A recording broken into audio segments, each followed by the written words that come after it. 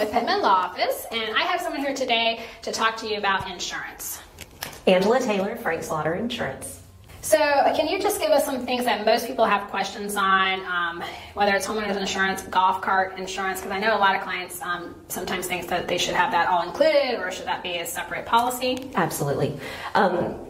Definitely golf cart insurance. You need a golf cart policy. The traditional homeowners policy was written back for coverage on a golf cart was written back in the day where you might have some homes on a golf course and you just basically drove on the side of the road to play golf, but now that we're using the golf carts as our primary mode of transportation, a golf cart policy gives you the added protection.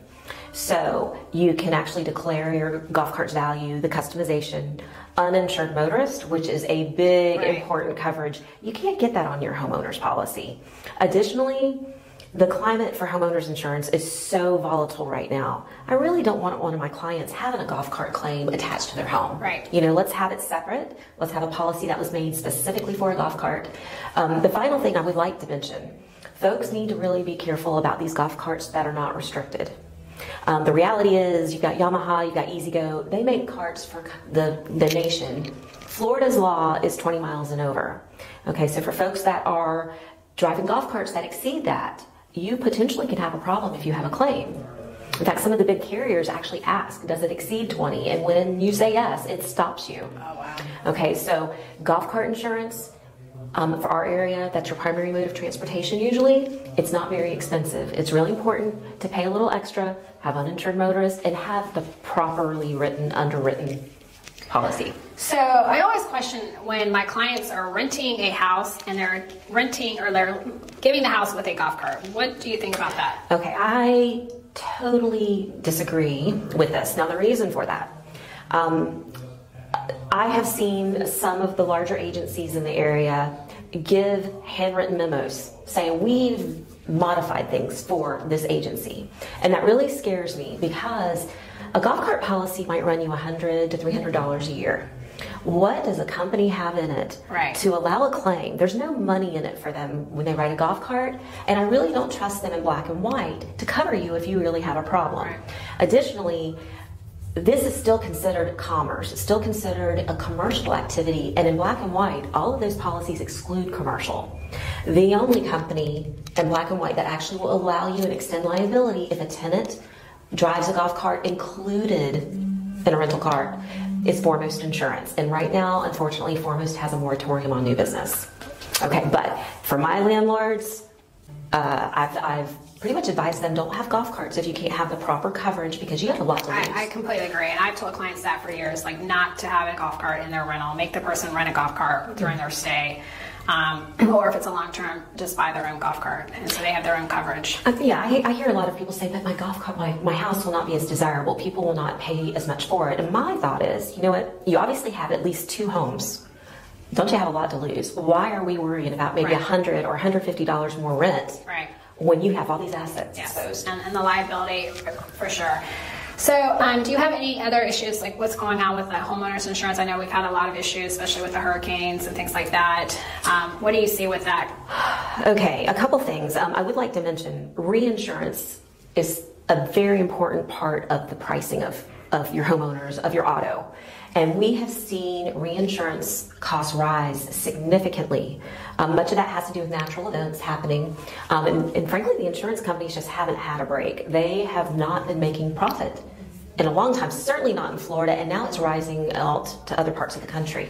So when it comes to reinsurance, the carriers buy that for the big one, for the catastrophe, so that they can be viable for the normal day stuff. We want a company who's going to be around if we have a problem.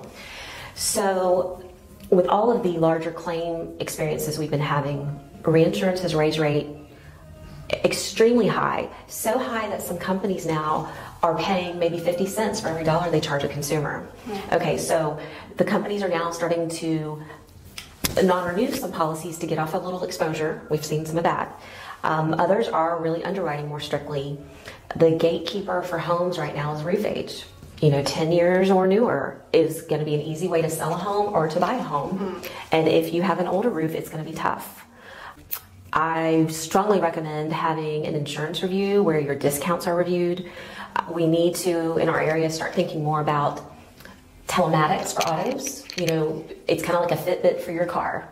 You do get a discount if you're a conservative driver. All right, now it doesn't help some of the folks that drive less miles, but it does help those of us that might go under 8,000 miles a year. So this is something that they put in their car? Well, interestingly, this is what they think, but these new cars have black boxes. Okay, so let's just say a lawsuit, I have experienced where an attorney has sued for a black box, the data. Okay, so when you're driving, the data is already stored. If you have an accident, it's possible that data could be taken into consideration. When it comes to your auto insurance, if you install this app on your phone or you plug in this device, it will pull the data from the black box. And they do things like look at your speed, your annual miles, they look at your late night time driving, and they look at really aggressive moves like punching the gas, slamming on the brakes. If you do those things, I wouldn't do a telematics, okay? And there's one company who actually surcharges when you have bad habits. We don't want to go there, and I tell my clients no. But for the most part, I'm seeing, especially my retirees, get a nice benefit, and it's almost allowing them to keep an even price when I'm seeing inflation really driving the cost of insurance up. Yeah. So does your office do umbrella policies? Yes. Can you kind of just give people why they might consider that? Absolutely. There's a good case, I'm sure there are court cases everywhere that would give examples of why any person in any situation could use an umbrella. The reality is, if you hurt someone, if you do not have enough liability coverage, they can go after your assets. Now, I've seen a demand letter, because what will happen is the injured party will say, thank you for your insurance, but I'm still hurt. Please let me see a list of your assets. And you're basically giving them a balance sheet, you know, assets less your liabilities.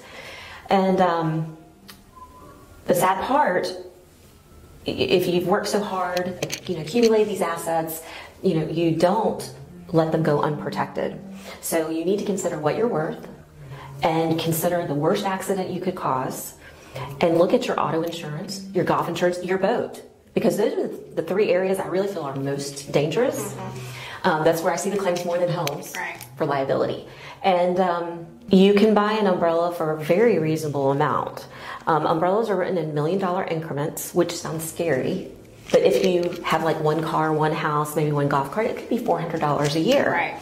And the way I describe it is a second layer of insurance. And just imagine putting an invisible fence around your assets. Okay, it is one step further, I guess another preventative step to keep someone you might harm from getting your stuff. Yeah. You know, none of us intend to hurt someone. We don't plan on that. Right. But an umbrella is a very wise purchase. Would there be anything else you think our residents of this community would be interested in knowing about insurance? The biggest thing I would say, especially with our area, because I and you work with so many folks that are in transition, I have found many folks have not had a good insurance review.